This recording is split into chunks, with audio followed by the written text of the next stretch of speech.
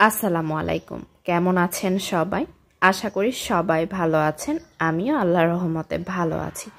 তো দেখতেই পারছেন ক্ষেত থেকে শাক তুলে সেই শাক আজকে রান্না করা হবে। এটা হচ্ছে পালং শাক, পালং শাকের ক্ষেত। যদিও ভিডিওটা অনেক দিন আগের, ভয়েস ওভার দিতে পারিনি ব্যস্ততার কারণে, তবুও আপনাদের সঙ্গে আজকে শেয়ার করছি। তো আমার মা এবং আমার সম্পর্কে একজন নানু হয়, তিনি আর আমার মা মিলে পালং শাক তুলে নিল। শাকগুলো দেখতে বড় হলে কি হবে, খেতে একদম নরম হয় আর রান্না করলে একদম গলে যায় মোমের মতো।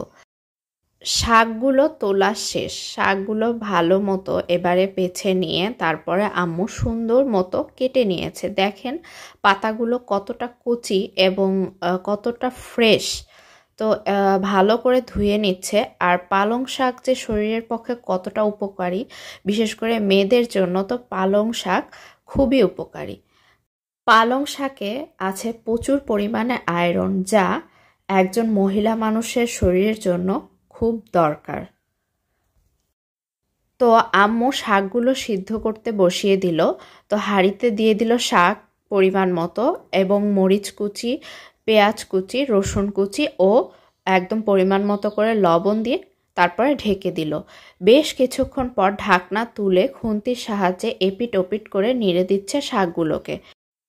তো এভাবে আবার একটু নেড়ে দিয়ে তারপরে আবার ঢেকে দিতে হবে। শাক থেকে একাই পানি বের হবে, শাকটা একা একাই সিদ্ধ হবে। তো এই যে ঢাকনা তুলে আবারও দেখা যাচ্ছে যে শাক থেকে পানি উঠে গিয়েছে।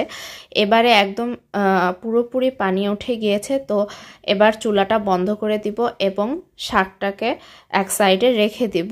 এখন বাগার দেওয়ার পালা আর ভালো করে ভেজে নেওয়ার পালা।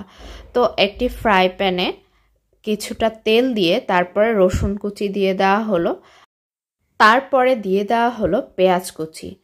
তো এই পেঁয়াজ আর রসুনটাকে তেলের মধ্যে বেশ কিছুক্ষণ ভেজে নিয়ে শাক সিদ্ধটা দিয়ে দিতে হবে। আমরা এই স্বাভাবিকভাবেই আজকে শাকটা রান্না করছি। এভাবে খেতে খুব ভালো লাগে গরম ভাতের সঙ্গে। আপনারা একবার হলেও ট্রাই করবেন। আর এটা তো সহজ রেসিপি, তাও শেয়ার করলাম। পালং শাক তো অনেকভাবেই খাওয়া যায়, মাছ দিয়ে খাওয়া যায়, আলু দিয়ে ঝোল করে খাওয়া যায়। আজকে একদম সাধারণভাবে গ্রাম বাংলার মানুষেরা যেমনভাবে খায় তেমনটাই শেয়ার করেছি এবং গরম ভাত দিয়ে খেতে মাশাল্লাহ খুব ভালো লেগেছে। তো এই যে শাক দিয়ে দেওয়া হলো, রসুন আর পেঁয়াজটা ভেজে নেওয়ার পরে শাকটা দিয়ে এখন বেশ কিছুক্ষণ ভেজে নিতে হবে, যেহেতু শাকে অনেক পানি আছে তাই। তো একটা কথা বলি, বাজার থেকে আমরা যে শাকগুলো কিনে থাকি ওগুলো কিন্তু তিতা লাগে খেতে আর দেখতে সুন্দরও লাগে না। আর এই শাকটা দেখতে বড় মনে হলেও একটু তিতা লাগেনি, খুব স্বাদ লেগেছে, এতটা মজা। আপনাদেরকে যদি আমি শাকগুলো দিয়ে আসতে পারতাম তাহলে আপনারা বুঝতে পারতেন যে কতটা টেস্টি আর কতটা হেলদি। কথা বলতে বলতে শাক ভাজাও শেষ, রান্নাও কমপ্লিট। কত সহজ একটা রেসিপি শেয়ার করলাম আপনাদের সাথে। আজকের এই ছোট্ট রেসিপি সবার কাছে কেমন লাগলো কমেন্ট করে জানাবেন। আল্লাহ হাফেজ।